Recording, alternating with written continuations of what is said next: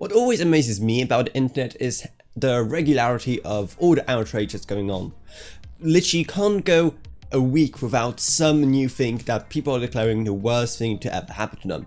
And this time around, the cause of all evil in the world apparently is the performance of Cyberpunk 2077 on last generation consoles, which has been, well, pretty poor, with tons of bugs and tons of glitches and overall poor performance. And seeing how that's been apparently enough to turn some trigger happy people to saying that CD Projekt Red's becoming the next Bethesda or the next EA or whatever, today I decided to talk over exactly what's going on and clear up any misinformation, talk about from a technical perspective why the performance could be so bad and how much we could forgive CD Projekt Red for this, because this situation has gotten so bad that PlayStation dropped the game from the store and CD Projekt Red is now even offering refunds for people who bought the game on last gen consoles. So yeah, things aren't going too well for them.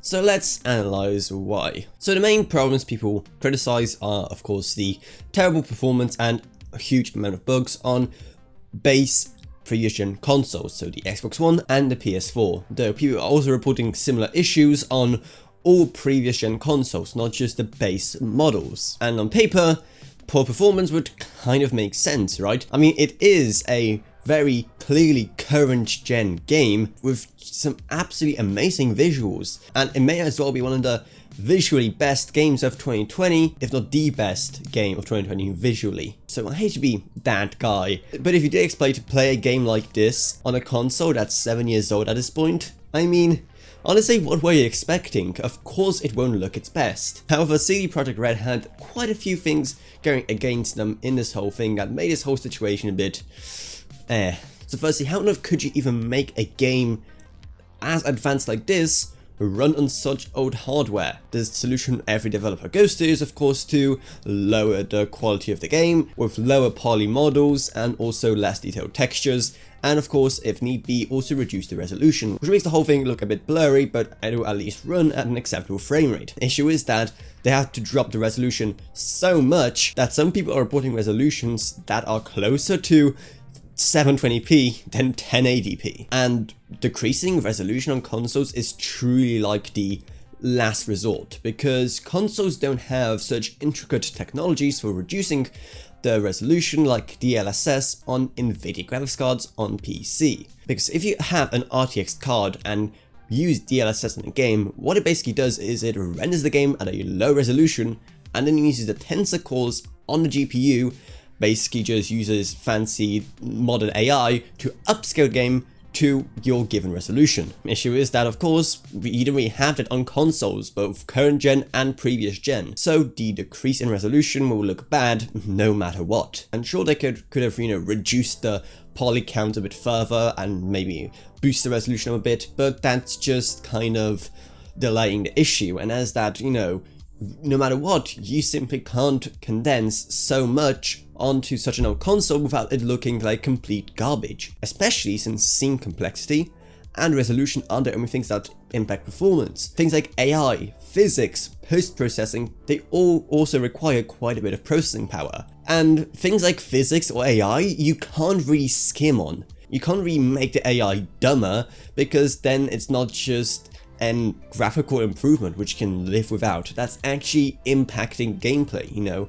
Imagine if a game developer actually made it that a enemy character didn't run behind cover or just shot their gun at a straight line, not even aiming at you, just literally shooting straight in front of them, not even trying to follow you around, just to save on processing power. That would be a terrible gaming experience. So you can see why pretty much everything they can do is graphic downgrades, apart from just trying to optimize the game to run on consoles whenever they can. So if previous gen consoles are just so not capable of running the game, why not they even release it on them? And the main reason is that for the most of the development cycle, those consoles were still very relevant. Because remember, this game has been in development since 2013 at least, so just around the start of the 8th generation of consoles. It was supposed to be an 8th gen game, but along the process it became a current gen game, made for current super powerful PCs and current super powerful consoles. And what really sealed the deal on this is the fact that the new console launches were a bit of a disaster,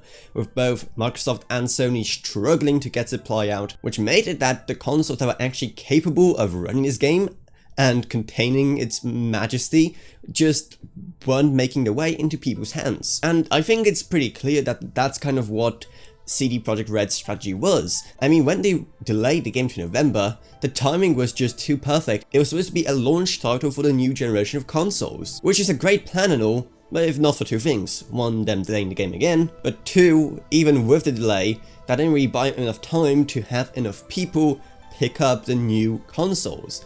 And instead of the previous gen crowd being, you know, a still very sizable amount of the console player base, but slowly being overshadowed by the current gen console share of the pie, and instead the previous gen owners are still a vast majority of the console player base, thus making the voices even louder, seeing how much more of a majority they are compared to what CD Projekt Red and also the console manufacturers thought. And the consoles that people should have been playing these games on just haven't been reaching people, and no amounts of promises of free upgrades to next gen versions of the game will help it, because people simply can't get their hands on these consoles. And true, it's definitely not a good excuse for not optimizing for older hardware, just because you expected for the game to sell much better on newer hardware. And also what's important to remember is that the game has already been delayed so many times.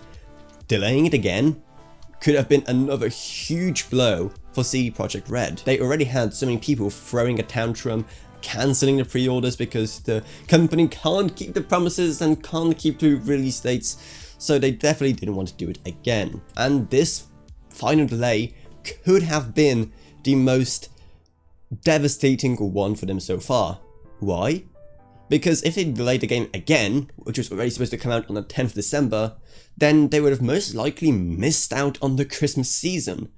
The season which so many developers want to capitalize on, because hey, it's gift buying time when everyone wants to find the latest and greatest games underneath the tree, and Cyberpunk is definitely a great contender for that. And with all the hype surrounding Cyberpunk as well, they would be foolish not to capitalize on the Christmas season. So they cut it very close, like releasing on December 10th, even if the game still needs some more work on older consoles. So another delay definitely wasn't out of the question, but it would have also completely sabotaged the game's launch. But now let's talk about that third and final delay. The very weird 21-day delay from November to December. What on earth was the point of all of that? Well, according to CD Projekt Red, it was because they wanted to have some more time to optimize the game for other platforms, more specifically for streaming platforms like Google Stadia and GeForce Now. And to many people this simply made no sense. Why on earth would they be delaying a game to optimize it for platforms that barely anyone uses? So they already made quite a few enemies within their own fan base because of that delay, but now looking back at it, this final delay is a very important piece of the puzzle. See, you probably know this, but Google Stadia has been kind of struggling to find a good market share. People simply don't seem to be excited for it because, well, many people still own consoles or PCs, and the graphical downgrade that comes with Google Stadia makes it not really worth the bother for a lot of people. But Google has been hard at work upgrading and making Google Stadia even better, but now what it needs is something really good to convince people to finally jump on board. What about Cyberpunk? A game that's super hard to run on previous gen consoles, a game that's still somewhat hard to run on current gen consoles, which nobody has, and a game that even on PC has some pretty high system requirements. So a hot title like Cyberpunk coming on Stadia, it could have been such a huge boost for the platform, especially for people who play on previous gen consoles, while Stadia could be the only way they could actually enjoy the game in a stable, optimized state. So Google would get a hot new title for their platform, and CD Projekt Red could get their game onto a platform on which people could experience it at a pretty good FPS and resolution and just overall graphical quality. So it must have been a deal of a lifetime, and don't kid yourself, CD Projekt Red must have received quite a few semi-trucks full of cash from Google for delaying the game just to make sure that it's super optimized for their platform. And at the end of the day, you know, say what you will, but that could have actually been a good thing, because now Google Stadia actually looks like a pretty good alternative to previous gen consoles if you want to play Cyberpunk but you don't have a PC to play it on.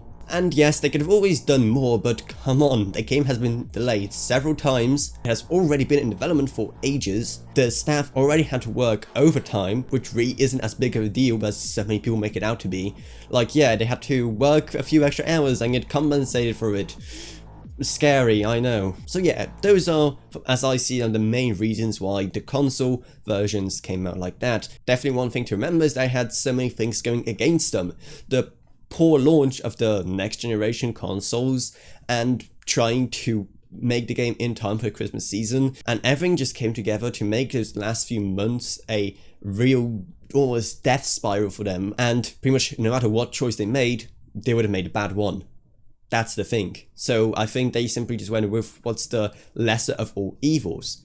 If they delayed the game any further, they would have missed out on the Christmas sales. If they didn't spend time making the game for streaming platforms, then they wouldn't have received tons of money from Google and Nvidia, and also would have denied so many players the option to play a game on a system that, like, can you even call it a system?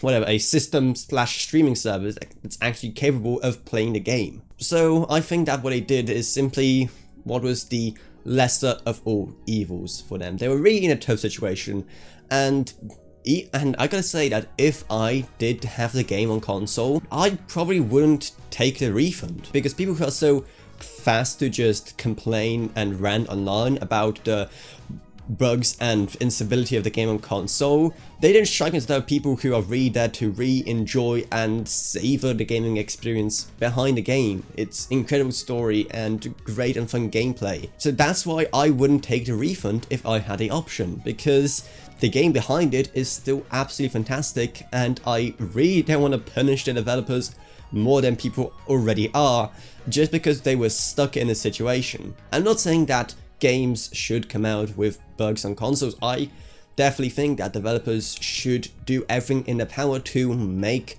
their games as bug-free as possible. And given the context of what they've been going through, then you can definitely see that the situation is a bit more complicated, and it's not just that they are an evil developer who's turning into the next Bethesda. So on that note, I'll probably go back to playing some more Cyberpunk now, because, woo, PC Master Race, I guess. Yay. But anyway, if you're still here, then hey, maybe check out my Patreon, because even $1 a month goes a long way in helping out my channel and allows you to make way better videos and some videos on way more interesting topics. I would also love to find my Patreons, Gavin Burns, LKB, Naomi Sushi, Tiffany Jacobs, and Wolfie. Thank you all so much. Down there, you're also going to find a link to my Discord if you want to talk to me or others about this or whatever else really. And also our Amazon Associates links if you want to buy Cyberpunk from Amazon. We get send money, you don't pay anything extra, so it's a win-win. And that's about it, so I hope you enjoyed this video. If you did, remember to subscribe, like, whatever, and I'll see you all in whatever I like next. Goodbye everyone, goodbye.